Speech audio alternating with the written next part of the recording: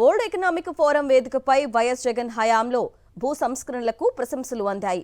AP clean land titling కోసం YS Jagan కృషి చేశారని Indian American economist Gita Gopinath కితాబిచ్చారు. వైఎస్ జగన్ ఆలోచన విధానాన్ని మెచ్చుకుంటూ వాటిని అన్ని రాష్ట్రాలు కొనసాగించాల్సిన అవసరం ఉందన్నారు. దీంతో ల్యాండ్ టైటిలింగ్ యాక్టుపై ఎన్నికల సమయంలో చంద్రబాబు చేసిన దుష్ప్రచారాలు కేవలం రాజకీయ లబ్ధి కోసమే చేసినట్లుగా తేటతెల్లమైంది. వైఎస్ జగన్ ప్రభుత్వం చేపట్టిన భూ సంస్కరణలకు దావోస్ వేదికగా అభినందనలు దక్కాయి. ముఖ్యమంత్రి చంద్రబాబు నాయుడు పాల్గొన్న సమావేశంలోనే అంతర్జాతీయ స్థాయిలో ప్రశంసలు అందాయి. దీంతో ఎన్నికలకు ముందు ఎల్లో మీడియా చేసిందంతా దుష్ప్రచారమేనని తేటతెల్లమైంది. వైఎస్ జగన్ పై కక్షతో చంద్రబాబు విపరీతంగా దుష్ప్రచారం చేసి రద్దు చేసిన ల్యాండ్ టైటిలింగ్ చట్టంపై అన్ని రాష్ట్రాలు దృష్టి సారించాలని ఐఎంఎఫ్ ఎండీ గీతా గోపీనాథ్ కుండబద్దలు కొట్టినట్లు చెప్పారు. దావోస్ సదస్సులో భారత ఆర్థిక వ్యవస్థపై Indian American economist Gita Gopinath, కేంద్ర మంత్రి అశ్విని వైష్ణవ్, ఇతర ప్రముఖులతో కలిసి ఒక చర్చాగోష్ఠిలో మాట్లాడారు. ఆంధ్రప్రదేశ్లో క్లియర్ ల్యాండ్ టైటిల్ కోసం వైఎస్ జగన్ కృషి చేశారని అభినందించారు. చాలా మంచి భూ సంస్కరణలు తీసుకొచ్చారని, చాలా క్రియేటివ్గా చేశారని కితాబిచ్చారు. ల్యాండ్ కన్వర్షన్ కోసం మంచి విధానాలు అవలంబించారని పేర్కొన్నారు.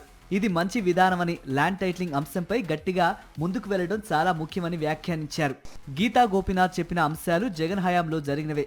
ఆమె ఉదహరించిన ల్యాండ్ టైటిలింగ్ చట్టం వస్తే భూముల వ్యవస్థ సమూలంగా మారిపోతుందని ప్రపంచం మొత్తం నమ్ముతోంది.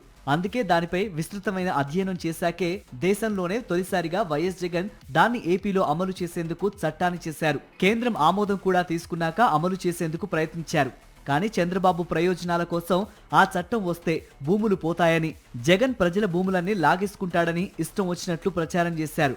ఇక ఎల్లో మీడియా పత్రికలైతే ఏ రాజకీయ పార్టీ చేయని విధంగా దుష్ప్రచారాలు చేశాయి. రాష్ట్ర గతిని మార్చే చట్టాన్ని ఎన్నికల్లో వివాదాస్పదంగా మార్చిన చంద్రబాబు ప్రజల్లో లేనిపోని భయాందోళనలు రేకెత్తించారు. అధికారంలోకి వచ్చాక రాష్ట్ర ప్రయోజనాల కంటే తన సొంత ప్రయోజనాలే ప్రధానమని దేశానికే రోల్ మోడల్గా మారిన చట్టాన్ని రద్దు చేశారు. అయితే దాంతో ముడిపడి ఉన్న భూముల రీసర్వేను మాత్రం కొనసాగిస్తూ యూటర్న్ తీసుకున్నారు. ఇప్పుడు అదే రీసర్వే క్రెడిట్ను సొంతం చేసుకునేందుకు ప్రయత్నిస్తున్నారు. రాజకీయ స్వార్థం కోసం మంచి చట్టాలు, మంచి పనుల్ని చంద్రబాబు రద్దు చేసినా వాటి ఫలితం, ప్రభావం ఎలా ఉంటుందో దావోస్ వేదికగా బయటపడింది.